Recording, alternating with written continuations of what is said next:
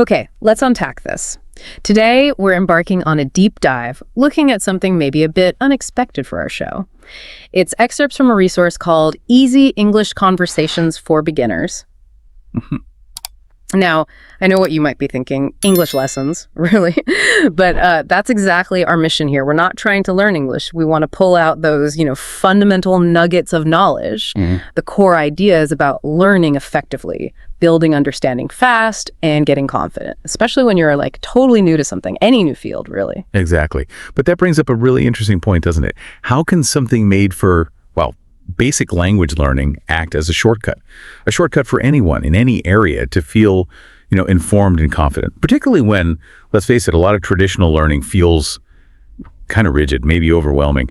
What's your perspective on tackling that first hurdle? That's the heart of it, I think. The brilliance seems to be in its very practical, immediate focus. Yeah. When you're just starting out with anything new language, sure, but maybe coding, a sport, whatever, there's that initial, shyness. Nervousness. It's a big barrier. It is. And this resource seems to tackle that directly. Yeah. What I find fascinating is how it apparently creates this safe space where you can practice out loud, make mistakes, and grow. Yeah. That's huge. It turns learning from just passively listening or reading into something active. You're doing it. Right. And it cultivates that confidence by making you feel like you're actually speaking with someone. That active part, that engagement, that's really key to cutting through the usual overwhelm, that feeling of too much information.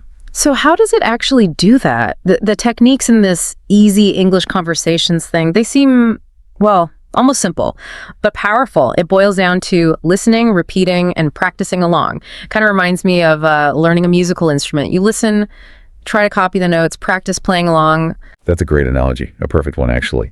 And the specific things the resource mentions are vital. Speaking slowly and clearly, using common words and expressions that native speakers use every day, and crucially, providing both sides of a conversation. Ah, okay. Both sides. Yeah. And if we connect this to the bigger picture, the wider principles of learning, this method lines up perfectly, especially for skills you need to perform, combining listening, getting the pronunciation, and actually speaking all in one go.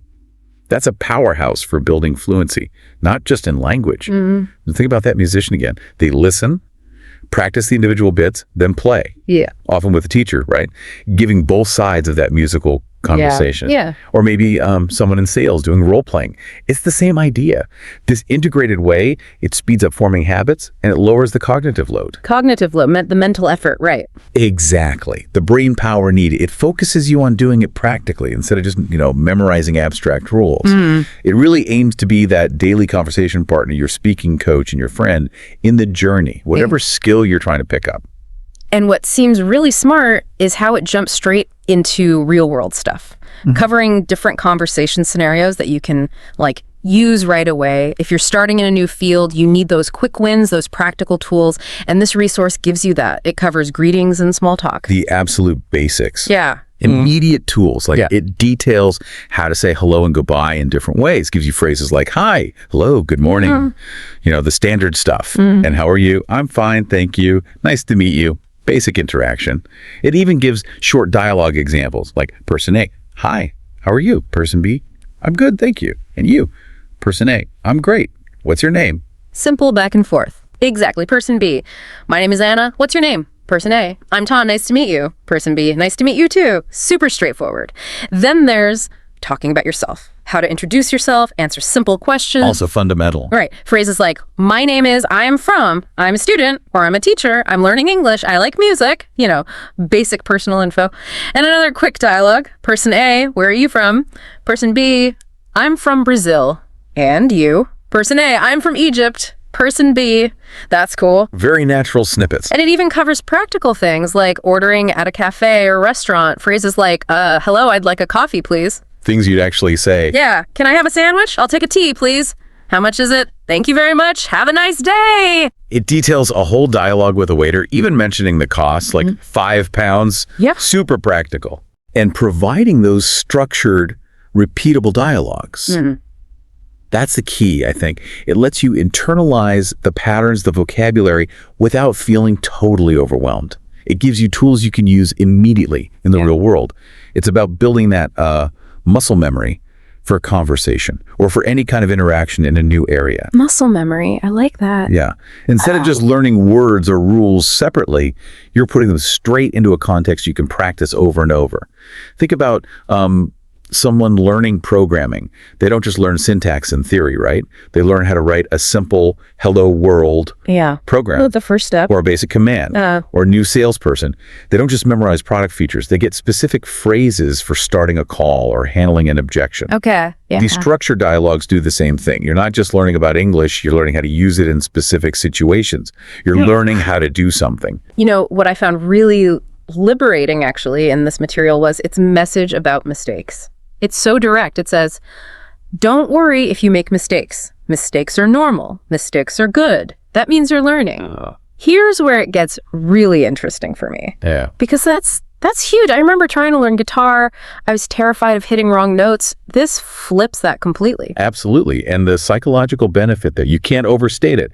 It sort of normalizes the whole learning process, makes it okay to not be perfect. It actively encourages you to keep going, to persist. In any new skill, that hesitation often stems from a fear of messing up, right? So by reframing mistakes, not just as okay, but as good as proof you're learning, it dismantles that fear.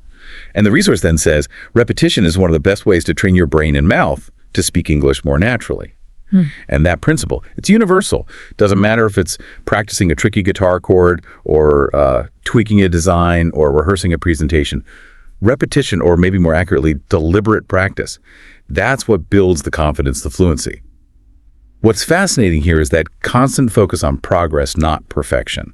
That's a vital mindset shift for anyone tackling something new. Yeah, progress over perfection. And just to nail down that idea of practical tools, the research also points out some really useful everyday phrases, not just for English, but think of them as like universal starter phrases for navigating any unfamiliar situation. Like survival tools. Exactly. Things like, excuse me, can you help me? What's your name?